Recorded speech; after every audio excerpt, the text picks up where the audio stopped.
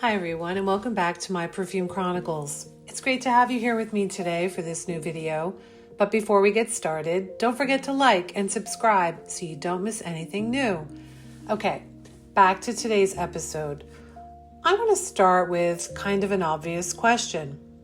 Have you noticed that everyone smells like vanilla nowadays? Vanilla-based scents have become one of the defining trends in modern perfumery. It's one of the most used fragrance notes, appearing in a large percentage of new perfume launches over the past few years. Sweet, warm, edible fragrances are just everywhere. Walk into any beauty store and it all feels like sugar, caramel, marshmallow, and even warm milk. I think that really says something about the moment that we're in, because perfume didn't always smell this way. For our grandmothers, perfume meant something entirely different. It wasn't casual. It wasn't something that you sprayed on just to feel cozy. Perfume was so much more intentional. It was identity. It was adulthood. And in that time period, wearing perfume meant that you were becoming someone. And much of that idea of perfume was shaped in France, where fragrance became a kind of cultural art form.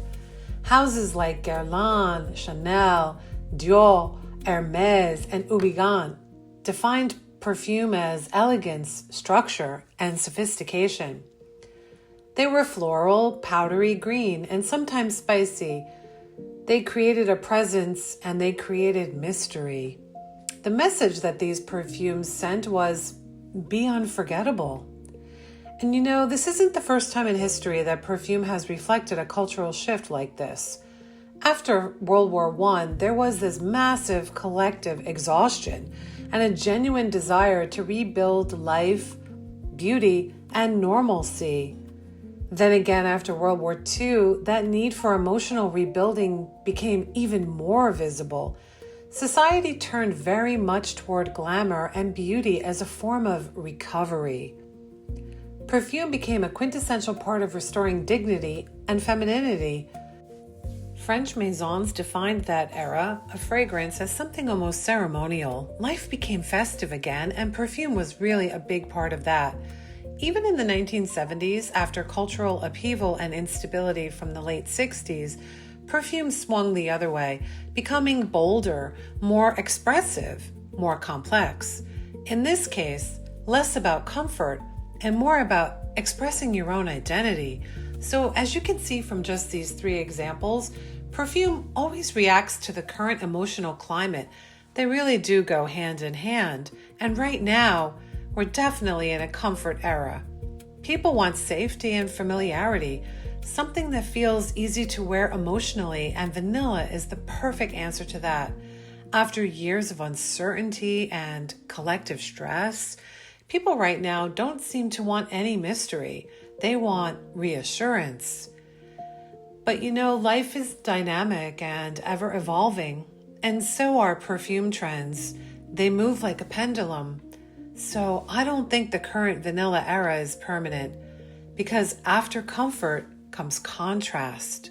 And contrast always brings perfume back towards structure, elegance, and personality. The kind of fragrance language that French perfumery has always understood best. And maybe that's why no matter how trends come and go, we always end up circling back to the idea of perfume as something unforgettable, not just something that feels familiar. And I, for one, am looking forward to that shift. Thanks so much for joining me today on My Perfume Chronicles.